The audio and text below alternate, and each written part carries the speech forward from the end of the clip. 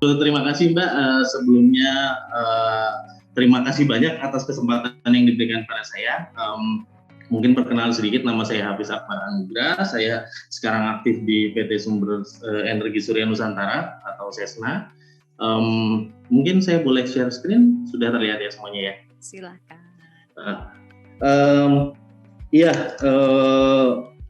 Di sini saya sebenarnya pengen lebih kepada sharing aja sih, karena agak ngeredek juga ngelihat, soalnya ada teman-teman, ada Pak Huda juga. Selamat siang Pak Huda. Terus dari teman-teman sertifikasi, dari teman-teman PLN yang lain juga kebetulan hadir.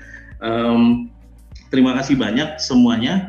Mudah-mudahan kita bisa sharing dan menyampaikan beberapa insight lah, atau apa yang bisa membagi sedikit ilmu yang saya dapat beberapa waktu ini gitu. Kami dari PT SESNA sebenarnya kita aktif di dunia IPP dan renewable energy, khususnya solar PLTS. Kita ada power plant di Sumba, ini di gambar belakang ini power plant kita yang ada di Sumba dari 2017 kita di sana. Awalnya teman-teman GIZ nih sempat ngubungin saya untuk melaksanakan training ini, katanya dengan target sebenarnya kan untuk teman-teman yang ada di Indonesia Timur. Saya sangat sekali, tapi ternyata antusiasmenya sangat lebih nih, sampai hampir 500 orang, yang terdaftar 800 orang, ya lumayan redek juga, cuman ya cobalah kita jalan aja. Di sini kita fasilitas dari GIZ yang MKI yang fasilitasi ini semuanya sangat berterima kasih, karena teman-teman kita banyak yang sebenarnya sangat tertarik untuk dunia PLTS, cuman nggak tahu mau belajar di mana gitu ya. Mungkin apalagi tahu dengan potensi PLTS yang ada di Indonesia itu kan sangat besar sebenarnya, tapi belum tahu implementasinya seperti apa gitu. Nah, mungkin di kesempatan kali ini saya coba sharing terkait tentang potensi dan regulasi, cuman kita ambil dari sisi bisnisnya PLTS atap di Indonesia gitu. Kita kebetulan kalau di SESNA ini kita punya brand sendiri untuk di sektor swasta, kita namakan Solar Warrior. Mungkin kita juga punya icon namanya Kapten Surya nih, yang ada di pojok sebelah kiri nih. Sebenarnya Kapten Surya ini mengelambangkan kita semua nih Pak. Jadi kita berada di era di mana renewable energy lagi perlu digebrak habis. Kita majukan semua dengan full power. Mungkin bisa dibilang sebagai heroik muda. Terus mungkin dari bapak-bapak atau dan ini kan sangat diverse ya, ada bapak-bapak yang sudah berpengalaman, dan saya juga lihat scroll ada teman-teman dari universitas juga yang masih muda dan energetik. Nah, ini mungkin kan harus kita pertemukan nih antara yang berpengalaman dan dengan ilmu yang sangat fresh dari kampus. Dengan kayak gitu akan keluar breakthrough yang sangat bisa visioner lah gitu. Bahas terkait sebenarnya apa sih bisnis PLTS yang apakah bisnis PLTS itu udah visible di Indonesia? Dukungannya seperti apa sih gitu? Terus kalau misalnya saya mau bisnis PLTS, tapi dalam bidang apanya nih? Karena kan sebenarnya di bidang PLTS itu kan sangat luas gitu ya. Ada kalau kita melihat dari sisi project itu dari A sampai Z itu besar gitu lingkupnya. Terus kalau misalnya sudah paham itu, bagaimana saya memulai bisnis PLTS? Apa sih yang harus saya siapkan di awal nih, dari vehicle-nya, dari apanya, dan regulasi apa yang membackup itu. Gitu. Lalu pertanyaannya kan, kalau misalnya kita masuk ke PLTS atap, kan sudah ada regulasinya. Cuman yang sekarang ini seperti apa sih? Terus selanjutnya baru kalau sudah kita firm semua, lalu kita akan jalankan bisnis kita ini. Dimulai masuk ke instalasi misalnya, itu apa aja yang harus kita siapkan. Nah, pertanyaan pertama, apakah bisnis PLTS itu visible di Indonesia? Kalau kita lihat, sebenarnya bisnis PLTS ini sudah sangat berkembang di Indonesia, jauh berkembang dari 7, 8, 10 tahun yang lalu gitu.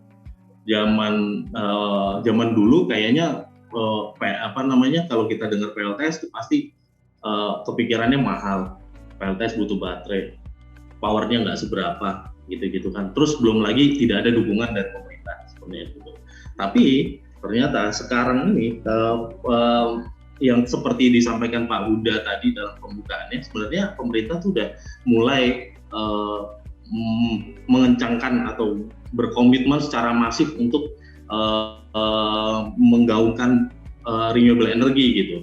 Dari salah satunya adalah dari semangatnya dari undang-undang yang mengatur bahwa kalau pemerintah itu harus menyediakan tenaga listrik dalam jumlah yang cukup dan kualitas yang baik dengan harga yang wajar untuk kesejahteraan rakyat.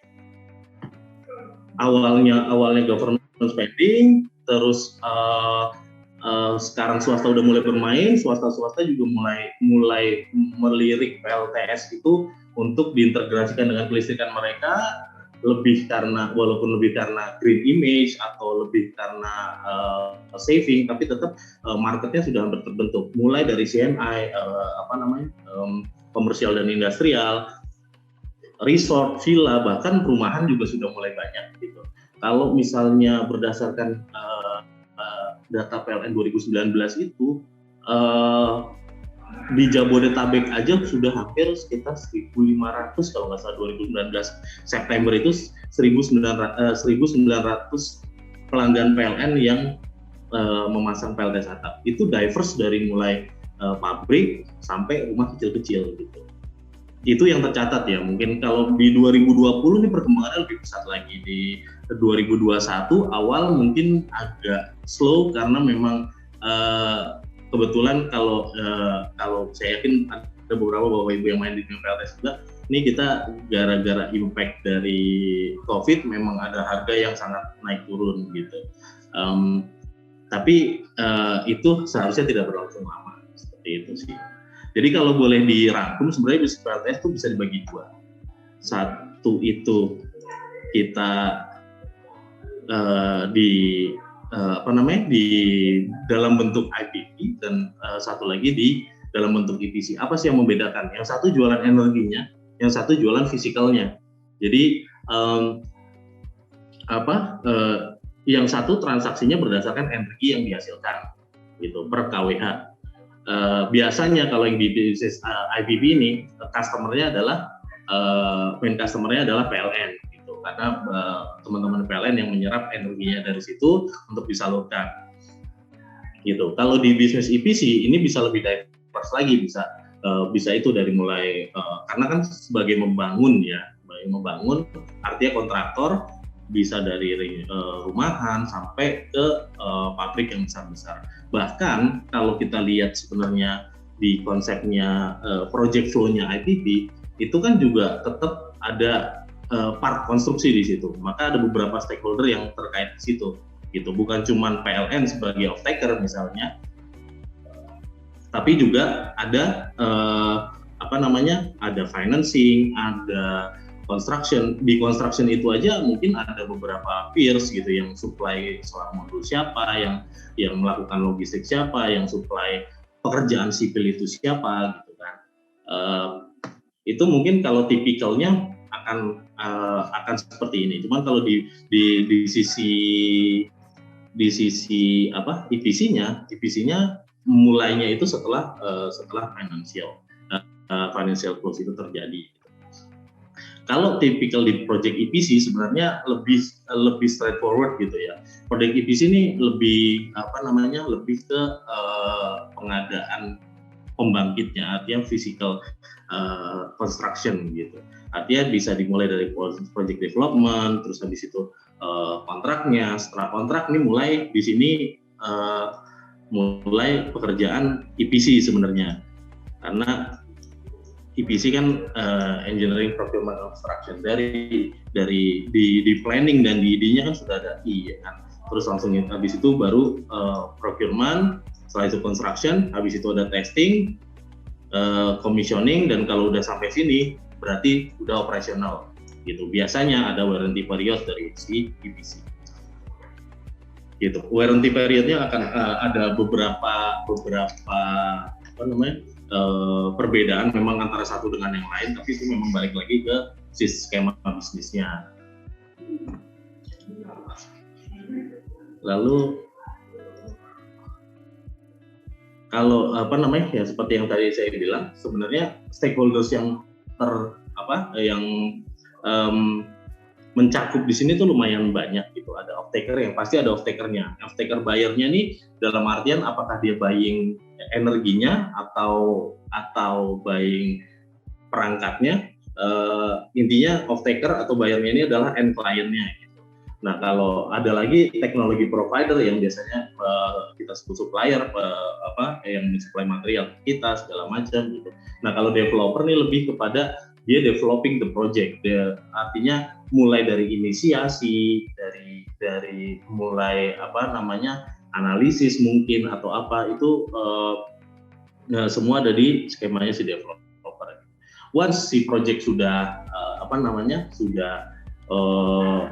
sudah hampir goal, biasanya langsung terpikir bagaimana nih apa yang kita tawarkan ke klien nih. Berarti kan kita harus mengambil apakah itu nanti turnkey PC kah atau memang leasing yang jangka panjang gitu. Artinya kita harus menggandeng financial institution gitu ya. Mungkin ini nantinya akan di-cover di season sesi 4 di pelatihan ini mungkin ya. Dan kalau misalnya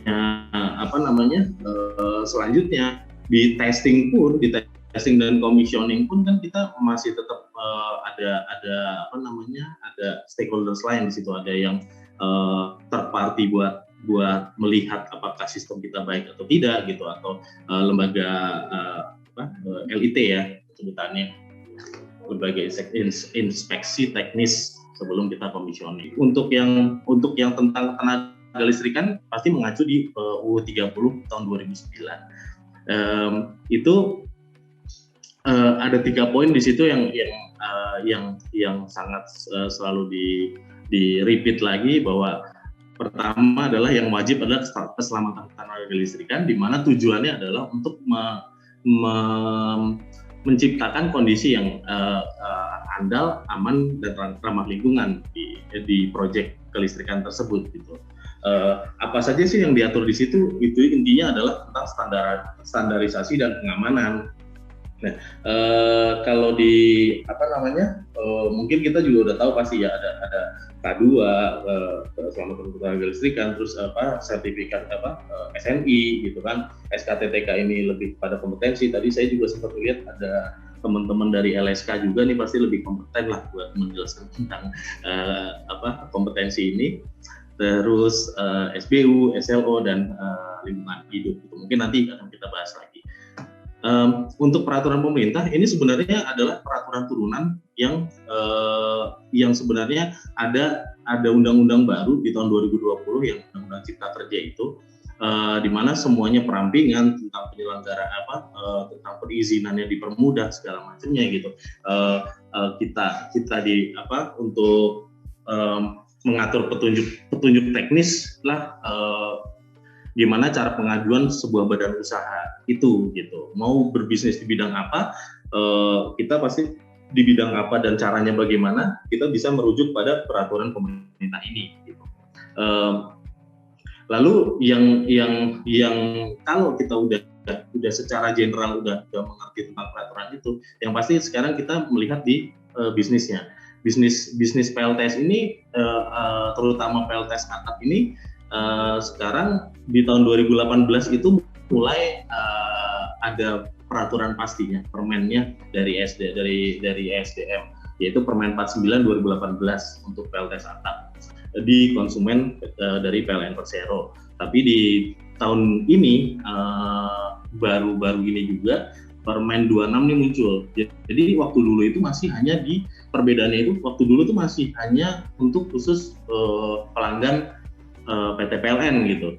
Dimana sebenarnya kan di Indonesia ini masih banyak nih ada energi provider selain PLN yang punya wilayah sendiri gitu. Nah, yang kita sebut sebagai wilayah usaha. Nah, di Permen 26 ini ada beberapa poin di Permen 49 yang dirubah. Lalu lingkupnya diperluas lagi menjadi untuk konsumen IUPTLU usaha penyediaan tenaga listrik gitu untuk kepentingan umum gitu. Nah, Permen 26 ini juga akhirnya menggantikan Permen 49 dan turunannya, yaitu Permen 16 di tahun 2019. Di sini sebenarnya nanti kita bahas lebih lanjut lagi. Sebenarnya banyak perks menarik yang ditawarkan, yang bentuk support pemerintah dan support dari teman-teman PLN untuk menggalakkan renewable energy ini. Permen itu mengatakan bahwa tujuan permen itu diadakan adalah untuk meningkatkan porsi renewable energy di Indonesia, khususnya dengan PLTS yang dipasang di atap gitu. Dan tujuan manfaatnya adalah penghematan bagi para konsumen pribadi, konsumen swasta gitu, konsumen yang menjadi konsumennya IUPTLU itu atau PLN dan wilayah usaha lainnya gitu. Dan di permen ini juga pemerintah memberikan kita kesempatan untuk menggunakan listrik dari energi terbarukan, karena kan itu sudah menjadi seperti lifestyle lah, mungkin yang mendukung lifestyle-nya anak-anak milenial sekarang, atau teman-teman atau orang-orang yang sudah mulai sadar terhadap lingkungan gitu. Dan tujuan besarnya adalah untuk mereduksi emisi gas rumah kaca tentunya. Nah, seperti yang tadi saya bilang, perbedaannya adalah di Permen 49 yang lama itu adalah untuk hanya terkungkung di PLN, tapi di permen yang sekarang ini sudah dibuka luas, jadi termasuk PLN dan wilayah usaha juga gitu. Artinya industri-industri yang sekarang ada di wilayah usaha yang suplai listriknya disuplai oleh wilayah usaha tersebut sudah bisa secara aktif membantu perkembangan renewable energy dengan memakai PLTS atap itu, dan bekerja sama dengan wilayah dan berkoordinasi lah dengan wilayah usahanya gitu. Nah, batas kapasitas masih sama, kalau untuk yang konsumennya PLN itu adalah 100% daya sambung. Artinya misalnya ada rumah kapasitas 7.700 VA, artinya yang boleh dipasang, kapasitas PLTS yang boleh dipasang, kapasitas inverternya ya, kalau di sini itu maksimal 7.700 gitu. Nah, kapasitas itu berdasarkan kapasitas inverternya gitu.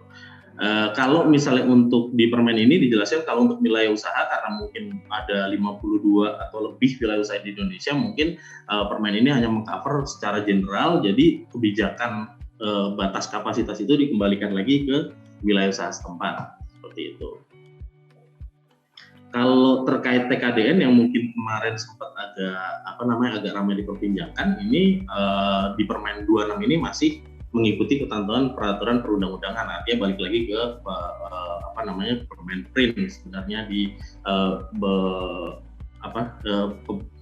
peraturan Menteri Perindustrian terkait aturan TKDN. Seperti itu. Lalu mungkin ini yang tadi disampaikan buat buat sebagai bahan pemikiran juga, skema net metering yang tadi disampaikan oleh Lars. Di Indonesia alhamdulillah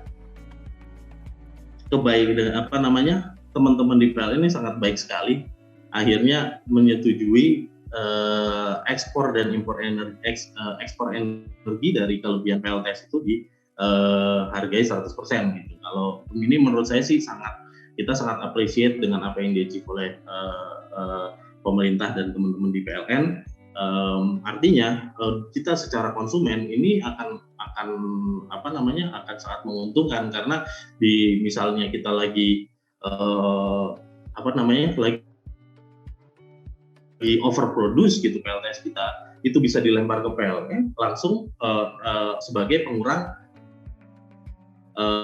dengan angka yang sama gitu, karena sebelumnya itu ada di Permen 49 itu kita masih di capping di 65% gitu, tapi dengan permen yang baru ini sudah disamakan menjadi 100%, 1:1 lah, seperti itu. Cuman untuk mengikuti skema ini artinya ada beberapa persyaratan yang pasti. Konsumer prabayar itu harus dirubah dulu menjadi pasca bayar karena kan harus ganti meterannya kan gitu. Nah, ada kebijakan baru juga yang dimana tadinya di permen sebelumnya itu KWH offset, artinya kalau misalnya kita ada kelebihan terus nih di awal itu setiap 3 bulan kelebihannya kalau nggak dipakai-pakai pasti diangusin jadi 0 lagi. Nah, kalau untuk yang permen baru ini dihitungnya per 6 bulan gitu. Jadi cuma 2 kali setahun akan dinolkan. Artinya buat konsumen atau end client nih akan lebih menawarkan lebih banyak saving jatuhnya. Masih sama dengan revisi permen sebelumnya. Kalau misalnya untuk menjamin keselamatan sistem juga setelah pemasangan harus ada sertifikat layak operasi. SLO ini masih mengikuti peraturan sebelumnya. Yang bisa mengeluarkan adalah Lembaga Inspeksi Teknis LIT. Tapi untuk yang di bawah 500 itu mengikuti SLO yang sudah ada gitu. Dan untuk yang di atas 500 harus merenew SLO-nya dia atau merubah SLO-nya dia. Cuman kalau kita ngomong di skala residensial biasanya akan susah sih buat si residensial itu sudah punya dokumen SLO gitu. Kadang-kadang kan ada yang dia beli rumah lama misalnya, itu kan sertifikat kelistrikan di rumahnya aja dia nggak tahu ada atau enggak gitu. Makanya biasanya mungkin ini salah satu triknya juga ya sekalian aja jadikan kalau misalnya mau jadi EPC gitu, jadikan paket juga boleh juga gitu. Lalu yang perubahannya di Permen 26 ini terkait UPTLS, artinya ada setiap klien yang memakai atau memasang pembangkit listrik tenaga surya di perimeternya atau di asetnya itu harus mengajukan UPTLS untuk kepentingan sendiri ya, izin usaha penyedia tenaga listrik untuk kepentingan sendiri gitu. Cuman kalau yang dulu di 2019 itu bentuknya masih izin operasi. Kalau sekarang sudah diganti dengan UPTLS, di mana UPTLS ini kalau untuk yang di bawah 500 itu hanya sekedar laporan aja melalui sebuah aplikasi gitu. Kalau yang di atas 500 kW memang wajib memiliki UPLTS lagi gitu. Dan masih sama juga untuk pelanggan tarif industri, itu ada perbedaan ada perbedaan treatment dari pelanggan-pelanggan lain dengan tarif rumah atau bisnis gitu. Dengan tarif industri akan dikenakan capacity charge. Memang ini sangat logical sih buat kita, menurut kita juga sangat logical karena kan PLN atau wilayah usaha itu kan sebenarnya mensuplai kebutuhan industri tersebut gitu kan. Sebelumnya misalnya industri tersebut butuhnya 3 mega gitu atau 5 mega gitu.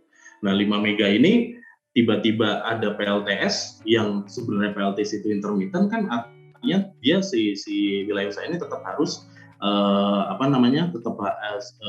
tetap harus menyediakan buffer buat in case si PLTS lagi misalnya tiba-tiba hujan, pasti kan produksinya drop seperti yang diterangkan Lars tadi, mungkin ya, produksinya drop, ketutup awan, produksinya dari misalnya dia pasangnya 3 mega gitu, 3 mega kapasitas inverter tiba-tiba drop sampai tinggal 200, artinya kan atau sekitar 300 misalnya, artinya 2.700 kW itu hilang dalam seketika, dan artinya itu yang harus disuplai oleh yang harus di backup oleh wilayah usaha atau PLN dalam hal ini. Cuman ada perbedaannya memang dia yang dengan regulasi baru ini industri yang masang kapasitas sampai dengan lebih dari 3 mega harus menyediakan weather forecast system, artinya jadi lebih terprediksi gitu. Walaupun kalau misalnya kita di grid Jawa sih harusnya masih lebih stabil ya, karena suplainya juga besar. Cuman akan bermasalah di grid kecil ya di luar Pulau Jawa lah gitu. Makanya weather forecast system ini juga apa namanya jadi sebuah tuntutan di dalam permen yang baru ini, seperti itu. Mungkin kalau untuk net metering ilustrasinya tadi dari Lars kan sudah dijelaskan bagaimana ininya. Ini cuma sekedar video aja biar lebih paham bahwa apa namanya buat seluruh bangunan kalau PLT startup itu sebenarnya jalan paralel dengan energi yang disuplai dari PLN atau wilayah usaha, energi dari grid lah. Mereka berjalan paralel, saling mengisi. Semua orang tuh boleh sebenarnya sudah bisa import barang sendiri gitu, karena sekali mengajukan NIP langsung keluar itu semua gitu. Jadi sebenarnya kesempatan untuk itu sangat terbuka lebar gitu. Sekarang tinggal gimana kita mau membentuk badan usahanya itu. Badan usahanya nih mau sebesar apa, dari yang tadi itu yang risk-based itu mau kita main di kelas mana, di market yang kita insert tuh yang kelasan berapa gitu. Karena nanti salah satunya aja yang berbeda itu adalah tentang skema perpajakannya gitu. Ada namanya PKP, perusahaan kena pajak. Perusahaan kena pajak ini sebenarnya terkait VAT ini, karena mungkin kalau yang accounting udah tahu, kalau yang orang ini udah tahu, mungkin ini buat merefresh aja dan memberikan insight kepada teman-teman yang baru mau memulai bisnis. VAT ini kan PPN ya, pajak pertama nilai. Artinya sebenarnya by default PPN itu cuma dikenakan jika nilainya bertambah, gitu kan. Nah kalau kita perusahaan PKP, kita misalnya beli barang terus kita jual lagi. Beli barang misalnya 100, kita jual 100, jadinya kena pajak, kena PPN 10%, misalnya 110. Artinya kita kan bayar nih ke negara 10 sebenarnya kan, padahal barang kita cuma 100. Pas barang itu kita jual lagi, kan kita kenakan PPN juga ke orang lain gitu. Misalnya kita jual berapa? 200 gitu. 200 berarti kan tuh naiknya 2 kali lipat gitu kan. Kalau kita hitung sebenarnya kan kita kena pajak pas beli sudah kena 10, pas kita jual barang kita dinaikkan lagi harganya kena pajak lagi 20 gitu kan. Sebenarnya jadinya kalau orang berpikir 30. Tapi kalau kita PKP sebenarnya enggak, karena pertambahan yang kita naikkan itu dari nilai yang 100 menjadi 200 yang kita jual itu kan sebenarnya pertambahannya cuma 100. Nah, harusnya kita cuma bayar itu doang. Artinya yang 10 di depan kita bayar itu bisa dikurangi dari penjualan kita gitu. Mungkin bisa dikulik-kulik lagi ini tentang PPN masukan dan keluaran atau VAT balancing gitu buat teman-teman yang tertarik gitu. Nah, ada juga karena cuman kan dia kena PPh 25 ya, 25%. Kalau misalnya kita memutuskan untuk tidak PKP, maka batas kita adalah 4,8 M setahun gitu. Tapi dengan 4,8 M itu kita cuma dikenakan PPh final 0,5% gitu, bukan 25%, dan itu berlaku selama 3 tahun. Tapi pemerintah tidak memberikan kita privilege untuk menggunakan VAT balancing itu gitu. Jadi tinggal timbang-timbang aja, tergantung target marketnya siapa, tergantung kita mau membesarkan seperti apa gitu sih. Nah, makanya di sini pesannya adalah intinya kalau kita udah dapat bentuknya, kita mau masuk di market yang mana, maka pilih aja posisinya mau yang sebelah mana gitu. Kalau terkait perusahaan atau terkait basicnya udah clear, maka habis itu baru muncul, kalau kita khusus buat di Project PLTS itu ada sekuensial lagi yang tadi kita harus punya tenaga teknis di poin ketiga ini. Terus setelah itu kita baru bisa mengajukan SBU gitu. Setelah SBU kita mengajukan UJPTL gitu, dan segala macamnya lah gitu. Sampai terakhir setelah kita selesai instalasi akan ada SLO gitu. Nah, ini yang tadi saya bilang, tentukan posisinya gitu. Mau di bagian mana sih gitu. Karena itu akan tergantung sama proyek yang akan kita lakukan. Kegiatan usahanya tuh kegiatan proyek yang mau kita lakukan tuh apa aja, karena perizinannya kan berbeda-beda juga, termasuk juga kemampuan teknisnya gitu. Misalnya kalau pekerjaan lingkupnya cuma bangunan sipil atau gedung, ya pasti kita cuma butuh SPU jasa konstruksi gitu. Kalau misalnya pekerjaannya itu ada pekerjaan electrical, mechanical, termasuk instalasi dan pemanfaatan tenaga listrik, artinya kita butuh udah SBU JPTL ini dan IUJPTL gitu. Jadi kita untuk instalasi penyediaannya dan pemanfaatannya gitu. Tapi ada yang full package nih, full package kita mengerjakan pekerjaan sipilnya juga, misalnya ada misalnya ada industri yang mau pasang PLTS cuman di beberapa gedung gitu. Artinya misalnya kabelingnya kan kita nggak bisa wireless kan, harus ditarik kabel juga ke satu titik gitu. Padahal satu titik itu nyebrang di jalanan di mana jalanan itu kan pekerjaan sipil gitu. Artinya kita tetap harus punya buat kasus itu kita harus ada SPU jasa konstruksi juga sebagai tambahan gitu. Karena kan kita melakukan pekerjaan yang bukan cuma di electrical atau mechanical aja, tapi lebih ke sipilnya misalnya atau ke struktur gitu. Penambahan kekuatan atap misalnya pasti harus ada sertifikat itu juga. Kalau kita udah prepare itu semua, pastinya sudah enak gitu. Nah, ini ada sedikit terkait dengan pengurusan UJPTL selanjutnya kan ya. Ini ada bersinggungan langsung dengan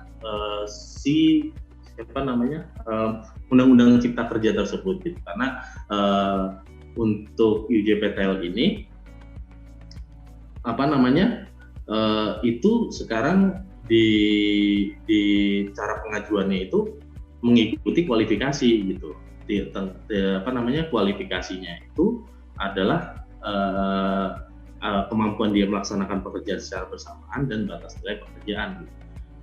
Jadi diatur khusus di pasal 43 ayat 2 di mana UJPTL itu ditetapkan berdasarkan kemampuan usaha dan kompetensi tenaga teknik.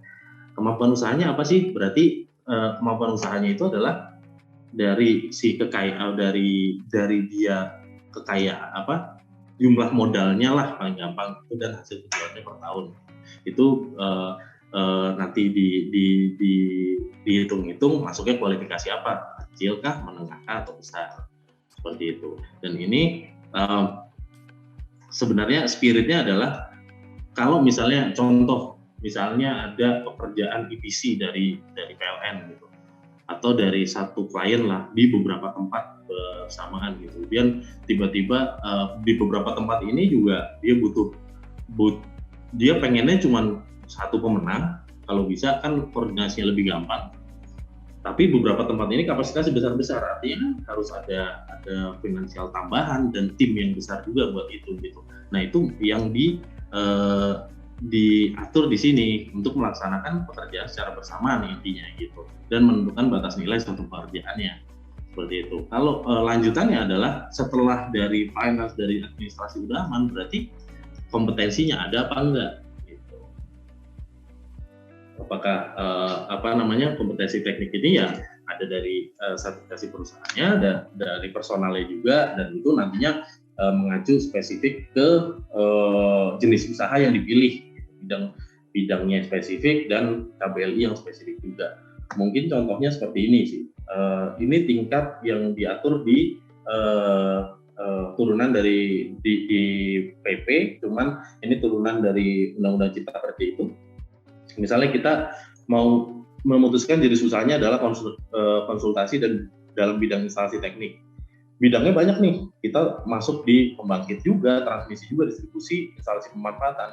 Artinya diartikan di itu kita resikonya adalah menengah sampai tinggi gitu.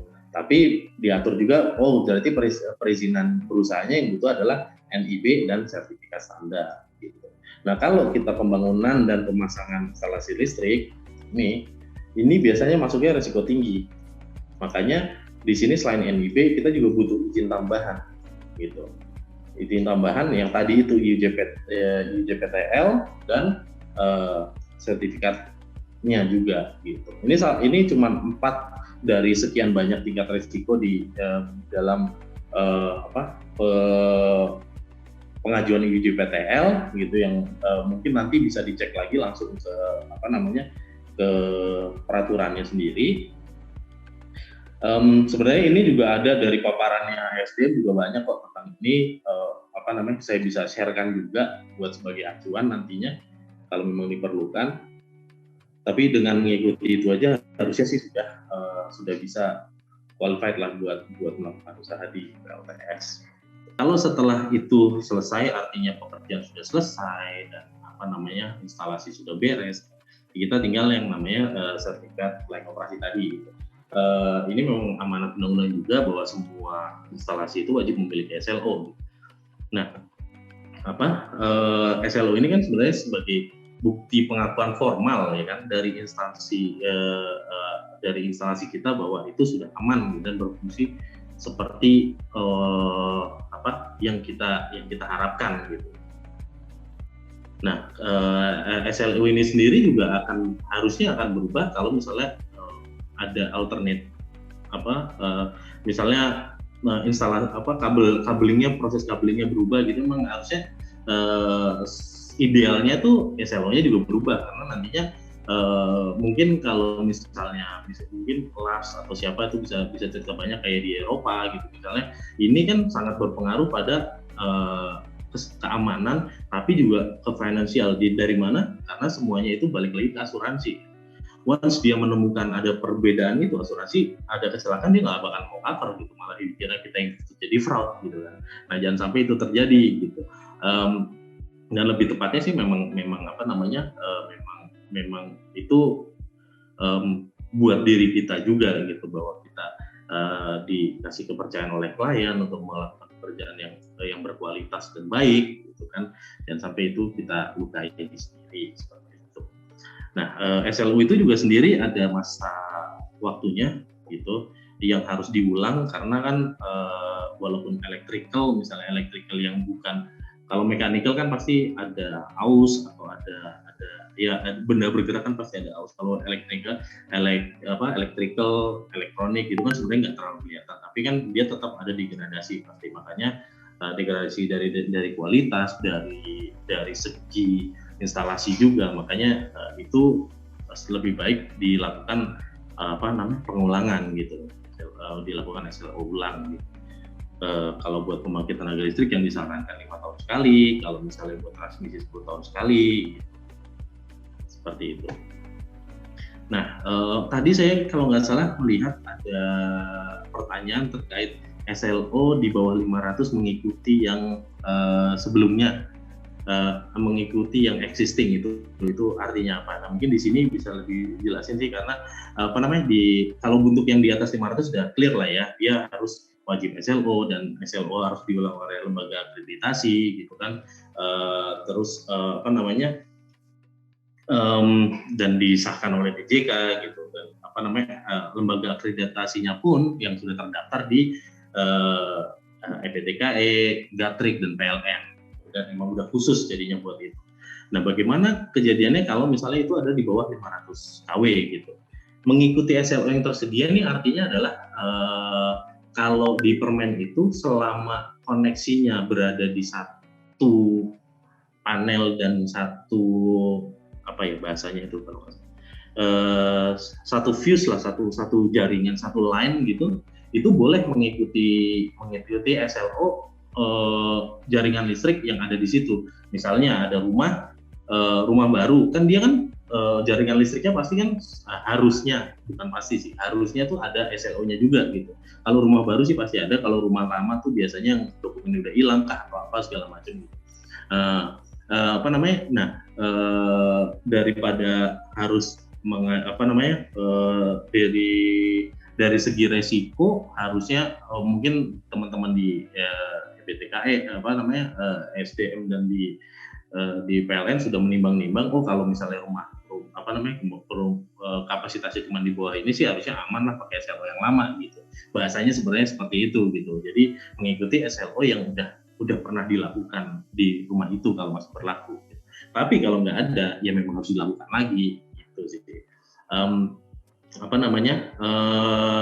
Kalau misalnya itu sudah ada, kita nggak ada kewajiban untuk meng-SL ulang. Hanya kita diminta laporan gitu, dan menyatakan surat ini literally yang ada di permennya ya, kita diminta tanda tangan surat pernyataan bahwa kita bertanggung jawab terhadap aspek keselamatan ketenaga listrikan dari pemilik instalasi tenaga listrik dan badan usaha yang melakukan gitu. Dan dari situ harus dilengkapi dokumen-dokumen tambahan ya, seperti sertifikasi produk, garansinya, terus habis itu hasil ujinya, seperti itu sih. Karena kalau di SLO yang dilakukan secara sengaja kan pasti dia akan melihat tahanan groundingnya, terus seperti apa behaviornya kalau misalnya ada case tertentu kan kayak gitu. Nah kalau ini nggak sampai segitu karena mungkin dianggap masih di bawah 500 dan masih resiko nggak terlalu besar lah seperti itu.